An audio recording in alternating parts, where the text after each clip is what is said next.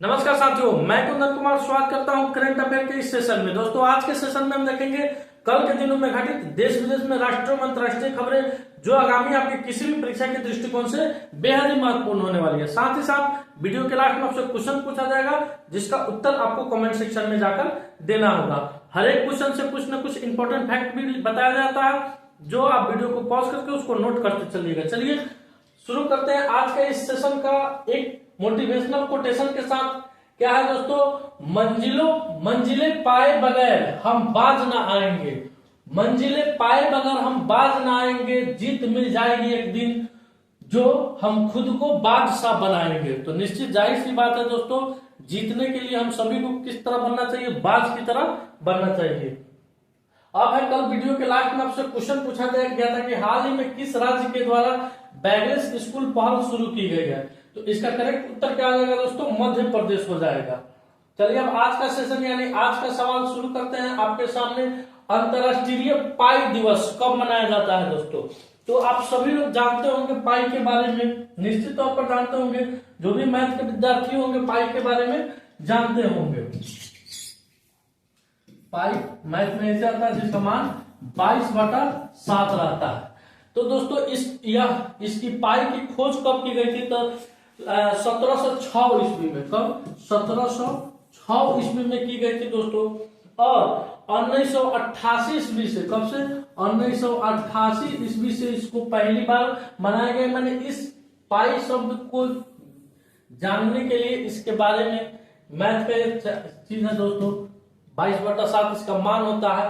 1706 ईस्वी में इसकी खोज हुई थी और 1988 ईस्वी में पाई को हम लोग अंतरराष्ट्रीय पाई दिवस के रूप में मनाते हैं दोस्तों।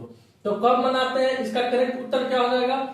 14 मार्च हो जाएगा। क्या हो जाएगा दोस्तों? 14 मार्च हो जाएगा। अब बढ़ते हैं अगले क्वेश्चन की तरफ। अगला क्वेश्चन है दोस्तों, मार्च महीना में अभी तक जितना भी दिवस मनाया गया है, मार्च महीना में जितना भी दिवस मनाया गया विद इन 1 सेकंड में हम लोग रिविजन करेंगे। माफ कीजिएगा, 10 सेकंड में रिविजन करेंगे। शून्य भेदभाव दिवस कब मनाया जाता है? 1 मार्च को मनाया जाता है। नागरिक सुरक्षा दिवस भी 1 मार्च को मनाया जाता है। विश्व वन्यजीव दिवस 3 मार्च को मनाया जाता है। विश्व श्रवण दिवस 3 मार्च को मनाया जाता है। राष्ट्रीय सुरक्षा दिवस 4 मार्च को मनाया जाता है। खाना स्वतंत्रता दिवस 6 मार्च को मनाया जाता है। जन औषधि दिवस 7 मार्च को मनाया जाता है। अंतर्राष्ट्रीय महिला दिवस 8 मार्च को मनाया जाता है। मॉरिशस स्थापना दिवस 12 मार्च को मनाया जाता है। धूम्रपान निषेध दिवस दोस्तों यह 13 मार्च को मनाया जाता है, मार्च महीने के दूसरे बुधवार को। और विश्व किडनी दिवस मार्च महीने के दूसरे गुरुवार को मनाया जाता है। तो ये दोस्तों अब तक का मार्च का जितना भी महत्वपूर्ण दिवस था उसको मैंने एक साथ लिख दिया है। आप लोग निश्चित है इसको रिवीजन करते चलिएगा। रिवीजन करते करते आपको मार्च महीना का एकदम दिमाग में फिट हो जाएगा। अब चलिए अगले क्वेश्चन से। अगला क्वेश्चन आपका बिहार स्पेशल यानी बिहार से है। तो जो भी बच्चे बिहार की किसी भी परीक्षा की तैयारी कर रहे हैं वह इस सेशन को देखिए, नोट कीजिए, शेयर कीजिए, दबाकर लाइक कीजिए, कमेंट कीजिए। जो भी क्वेश्चन पूछा जाता है बीच बीच में, वीडियो के बीच बीच में भी क्वेश्चन पूछा जाता है, उसका उत्तर आपको कमेंट में जाकर देना है। तो क्वेश्चन है दोस्तों कि हाल ही में बिहार के किस जिले में इंदिरा गांधी स्टेडियम में सिंथेटिक एथलेटिक ट्रैक का उद्घाटन हुआ? ये जो दोस्तों आपको ट्रैक नजर आ रहा है ये क्या है? सिंथेटिक एथलेटिक ट्रैक है। क्या है? सिंथेटिक एथलेटिक ट्रैक है। इसका हाल फिलहाल में क्या हुआ है? उद्घाटन हुआ है। तो यह बिहार के किस जिले में है? तो बिहार के पूर्णिया जिले में है। किस जिले में है दोस्तों? पूर्णिया जिले में है। 7.5 करोड़ रुपए की लागत से इस ट्रैक को क्या किया गया है? बनाया गया है दोस्तों। अब चलते हैं अगले क्वेश्चन की तरफ। अगला क्वेश्चन है, मुख्यमंत्री नीतीश कुमार ने बिहार में कार्बन उत्सर्जन में कमी की रणनीतियों पर मसौदा रिपोर्ट जारी की है। रिपोर्ट के अनुसार कब तक शुद्ध शून्य कार्बन उत्सर्जन प्राप्त करने का लक्ष्य रखा गया? तो दोस्तों अभी नीतीश कुमार ने शुद्ध शून्य कार्बन उत्सर्जन प्राप्त करने का लक्ष्य 2070 तक रखा है। कब तक रखा है? 2070 तक रखा है, यानी 0 कार्बन। कितना? 0 कार्बन उत्सर्जन, 0 कार्बन उत्सर्जन दोस्तों। और यह मसौदा दोस्तों भारत सरकार का भी है, यानी भारत सरकार ने भी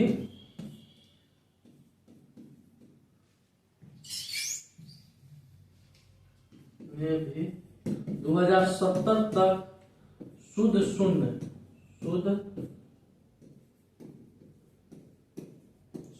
कार्बन उत्सर्जन का लक्ष्य रखा है। शुद्ध शून्य कार्बन उत्सर्जन का भी लक्ष्य भारत सरकार कब तक रखा है? 2070 तक। और बिहार सरकार भी 2070 तक रखा है। अब चलते हैं अगले क्वेश्चन की तरफ। अगला क्वेश्चन है 12 मार्च 2024 को प्रधानमंत्री नरेंद्र मोदी वीडियो कॉन्फ्रेंसिंग के माध्यम से अस्थावा रेलवे स्टेशन का लोकार्पण किया है। बताएं कि बिहार के किस जिले में स्थित है? कौन railway station? Asthawan railway station Bihar के किस जिले में स्थित है? नालंदा, मुंगेर की जहानाबाद की सीतामढ़ी? तो दोस्तों अस्थावा रेलवे स्टेशन नालंदा में है। कहा? नालंदा के बिहार शरीफ में रेलवे स्टेशन स्थित है, जिसका उद्घाटन 12 मार्च 2024 को भारत के प्रधानमंत्री नरेंद्र मोदी जी के द्वारा इसका उद्घाटन किया गया है। अब चलते हैं दोस्तों, भारत में कुल रेलवे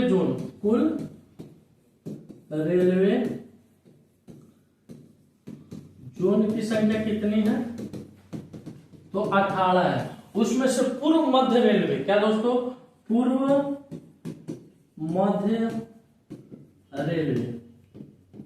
मध्य रेलवे इसका मुख्यालय कहाँ है? हाजीपुर में है। कहाँ है? हाजीपुर में है। हाजीपुर एक शहर है, इसे वैशाली जिला के नाम से जाना जाता है दोस्तों। इसकी स्थापना कहाँ हुई थी? कब हुई थी? 8 सितंबर 1966 को। 8 सितंबर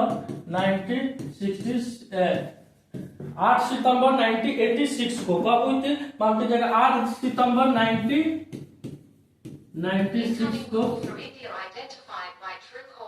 8 सितंबर 1996 को क्या हुई थी? इसकी स्थापना हुई थी दोस्तों। कहाँ इसका मुख्यालय? हाजीपुर में। अब बढ़ते हैं अगले क्वेश्चन की तरफ। अगला क्वेश्चन है, हाल ही में डॉक्टर ऑफ सिविल लॉ की मानद उपाधि से सम्मानित किया गया है। ओम बिरला, जगदीप धनखड़, नरेंद्र मोदी और द्रौपदी मुर्मू। तो तस्वीर देख के आपको पता चल गया होगा कि डॉक्टर ऑफ सिविल लॉ की मानद उपाधि से द्रौपदी मुर्मू को, किसको दोस्तों? द्रौपदी मुर्मू को सम्मानित किया गया। किसको सम्मानित किया गया? द्रौपदी मुर्मू को सम्मानित किया गया। अब बढ़ते हैं अगले क्वेश्चन की तरफ। अगला क्वेश्चन है आपकी स्क्रीन पर, सर रिचर्ड हैडली पदक जीतने वाले सबसे कम उम्र के क्रिकेटर कौन बने हैं? तो दोस्तों सर रिचर्ड हैडली पदक जीतने वाले सबसे कम उम्र के क्रिकेटर सचिन रविंद्र बने हैं। कौन बने हैं दोस्तों? सचिन रविंद्र बने हैं, जो कि न्यूजीलैंड के हैं। कहाँ के हैं? न्यूजीलैंड के हैं। अब बढ़ते हैं अगले क्वेश्चन की तरफ।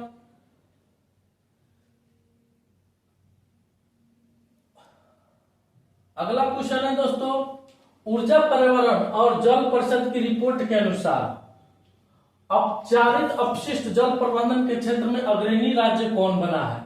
ऊर्जा, पर्यावरण और जल परिषद की रिपोर्ट के अनुसार उपचारित अपशिष्ट जल प्रबंधन के क्षेत्र में अग्रणी राज्य कौन सा बना है? तो सबसे पहले जानते हैं दोस्तों, उपचारित अपशिष्ट जल प्रबंधन, यानी जितना जल का कचरा होता है, जो कचरा जल होता है, उसका फिर से उपयोग किस तरह से किया जाए, उसका प्रबंधन किस तरह से किया जाए। इस क्षेत्र में हरियाणा राज्य, कौन राज्य दोस्तों? हरियाणा राज्य नंबर 1 पर रहा है। नंबर 1 पर हरियाणा राज्य रहा है। और सेकेंड नंबर पर आपको कर्नाटक रहा है। ठीक जिस तरह से क्रम है उस तरह से आपका ऑप्शन भी सजा दिया गया। थर्ड नंबर पर पंजाब है। फोर्थ नंबर पर आपका राजस्थान है। और बॉटम सबसे नीचे कौन है? छत्तीसगढ़ है। सबसे नीचे कौन है दोस्तों? छत्तीसगढ़ है। फर्स्ट नंबर पर हरियाणा, कर्नाटक, पंजाब, राजस्थान और छत्तीसगढ़ है। ये आपकी स्क्रीन पर कुछ हरियाणा के बारे में फैक्ट दिया गया है, जिसको कल भी बताया गया था, आज भी बताया गया है। आपको रिवीजन होते चलेगा और दिमाग में सब सेट होते चलेगा। हरियाणा सरकार ने ब्रेस्ट कैंसर का शीघ्रता से पता लगाने के लिए सवेरा कार्यक्रम शुरू किया है।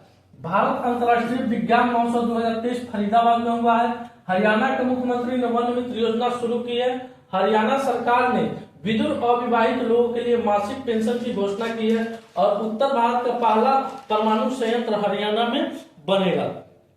अभी दोस्तों हरियाणा के मुख्यमंत्री, नए मुख्यमंत्री कौन बने हैं? तो नायब सिंह सैनी। कौन है मुख्यमंत्री?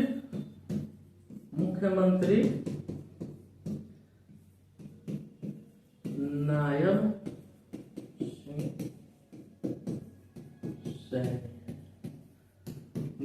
सिंह सैनी अभी हरियाणा के नए मुख्यमंत्री बने हैं। अब चलते हैं अगले क्वेश्चन की तरफ। हाल ही में महाराष्ट्र के किस शहर का नाम बदलकर अहिल्या नगर रखा गया? हाल ही में महाराष्ट्र के मुख्यमंत्री एकनाथ शिंदे के द्वारा, किसके द्वारा? एक ही नाथ है दोस्तों, कौन है? तो ये शिंदे साहब है, एकनाथ शिंदे जी के द्वारा अहिल्या नगर किस नाम बदल, किस शहर का नाम बदलकर अहिल्या नगर रखा गया? तो अहमदनगर का, किसका दोस्तों? अहमदनगर का नाम बदलकर अहिल्या नगर रखा गया। दोस्तों इन दो शहरों का भी नाम बदला गया है। तो औरंगाबाद को किस नाम, कौन नाम दिया गया है और उस्मानाबाद को कौन सा नाम दिया गया है? इसका उत्तर आपको कमेंट सेक्शन में जाकर देना है। इसका उत्तर कल हम आपको वीडियो में बताएंगे, कल के क्लास में बताएंगे, लेकिन आपको कमेंट सेक्शन में औरंगाबाद और उस्मानाबाद इस दोनों का नाम महाराष्ट्र सरकार के द्वारा क्या बदल कर रखा गया, इसका उत्तर देना है। अब आते हैं महाराष्ट्र के बारे में कुछ फैक्ट है। महाराष्ट्र सरकार ने लेख लड़की योजना को मंजूरी दी है। राजकोषीय स्वास्थ्य रिपोर्ट में महाराष्ट्र शीर्ष पर रहा है। महाराष्ट्र सरकार जन्माष्टमी पर प्रो गोविंदा प्रतियोगिता आयोजित की थी। महाराष्ट्र सरकार नवसूत्रीय कार्यक्रम लागू करेगी और मुंबई पुलिस 14 जून को नो हॉर्निंग डे घोषित किया था। ये पिछले साल का करंट अफेयर्स है, आपको रिवीजन के तौर पर काम आएगा स्टेट एग्जाम में भी और सेंट्रल एग्जाम में भी। अगला क्वेश्चन है दोस्तों, नदियों के लिए अंतर्राष्ट्रीय कार्रवाई दिवस कब मनाया जाता है? नदियों के लिए अंतर्राष्ट्रीय कार्रवाई दिवस कब मनाया जाता है? International day of action of for river, international day of action for river यह कब मनाया जाता है? तो यह 14 मार्च को मनाया जाता है। कब मनाया जाता है दोस्तों? 14 मार्च को मनाया जाता है। यानी नदियों को के ऊपर कोई अतिक्रमण ना हो, नदियों की साफ सफाई कैसे हो, इसके बारे में इस पर चर्चा की जाती है। और आपको यह जानकारी होनी चाहिए कि विश्व की सबसे बड़ी नदी कौन है? नील नदी। कौन है? नील नदी। और भारत की गंगा। चलते हैं अगले क्वेश्चन की तरफ। अगला क्वेश्चन है, हाल ही में भारत की पहली automobile in plant railway siding project का उद्घाटन किस राज्य में किया गया? तो दोस्तों अभी हाल ही में automobile in plant siding project का उद्घाटन भारत के प्रधानमंत्री नरेंद्र मोदी जी के द्वारा गुजरात में किया गया है। कहाँ किया गया है दोस्तों? गुजरात में किया गया है। अब गुजरात के बारे में कुछ फैक्ट है। राजकोट स्टेडियम का नाम निरंजन शाह के नाम पर रखा गया, कल भी बताया गया था। गुजरात के फल करठी खरेब को जीआई टैग मिला है। भारत का सबसे बड़ा थिएटर फेस्टिवल भारत रंग महोत्सव कड़क में शुरू हुआ है। दक्षिण कोरिया कंपनी सिमटेक गुजरात के सानंद में सेमीकंडक्टर संयंत्र स्थापित करेगी। गुजरात ने 2026 से 27 तक $500 अरब अर्थव्यवस्था रखने का लक्ष्य रखा है। तो ये आपके सामने गुजरात का कुछ महत्वपूर्ण फैक्ट था, जिसको नोट आप करते चलिएगा। अब कल से दोस्तों जो स्टेट का फैक्ट आएगा, उस स्टेट में आपको वहां का मुख्यमंत्री, लोकसभा की सीट वर्तमान में, राज्यसभा का सीट, विधानसभा का सीट, ये सभी बताया जाएगा। क्योंकि लोकसभा का चुनाव आ रहा है और यह जानना आपके लिए बेहद जरूरी है कि किस राज्य में कितनी लोकसभा की सीटें हैं। और धीरे धीरे उस सभी सीटों पर भी चर्चा होगा। समय आने दीजिए, टिकट का जैसे बंटवारा होगा उन सभी सीटों पर भी चर्चा किया जाएगा। वन डे यानी एक दिन एक राज्य और उसके सभी सीटों पर चर्चा होगा। अगला क्वेश्चन है, हाल ही में किस राज्य राज्य के मुख्यमंत्री के द्वारा CAA लागू न करने की घोषणा की गई है? हाल ही में किस राज्य के मुख्यमंत्री के द्वारा CAA लागू न करने की घोषणा की गई है? केरल, पश्चिम बंगाल, हिमाचल प्रदेश की तमिलनाडु। तो इसका करेक्ट उत्तर हो जाएगा दोस्तों तमिलनाडु। अभी तमिलनाडु के मुख्यमंत्री के द्वारा, स्टालिन के द्वारा यह घोषणा की गई है कि उसके राज्य में CAA लागू नहीं होगी। अब देखते हैं तमिलनाडु के बारे में कुछ फैक्ट है। भारत की पहली महिला पुलिस ड्रोन यूनिट चेन्नई में शुरू की गई है। तमिलनाडु में हाथी की ली गई तस्वीर ड्रोन फोटो अवार्ड में विजेता बनी थी। यह काफी सुर्खियों में था दोस्तों। तमिलनाडु ने सीनियर महिला राष्ट्रीय फुटबॉल चैंपियनशिप जीती है। ऑटोमोबाइल प्लांट के लिए तमिलनाडु के मुख्यमंत्री ने जापान के साथ समझौता किया है। भारत के सबसे बड़े स्काई वॉक पुल का उद्घाटन तमिलनाडु में हुआ है। और RBI के अनुसार तमिलनाडु लगातार तीसरे साल बाजार उदारी में शीर्ष पर रहा। ये कुछ दोस्तों तमिलनाडु का फैक्ट था, जिसको आप रिवीजन करते चले गए। ये सब फैक्ट 2023 का है, 2023 का है दोस्तों। इससे आपको डबल फायदा होगा, 2023 का भी करेंट क्या होगा, रिवीजन होते चलेगा। अब चलिए अगले क्वेश्चन पर। अगला क्वेश्चन है कि हाल ही में राइजिंग टैलेंट आइडेंटिफिकेशन कृति कार्यक्रम का उद्घाटन कहाँ हुआ है? हाल ही में खेलो इंडिया राइजिंग टैलेंट आइडेंटिफिकेशन कृति कार्यक्रम का उद्घाटन कहाँ हुआ है? तो इसका उद्घाटन दोस्तों चंडीगढ़ में हुआ। किसके द्वारा हुआ है? तो अभी खेल मंत्री है अनुराग सिंह ठाकुर। कौन है? अनुराग सिंह ठाकुर।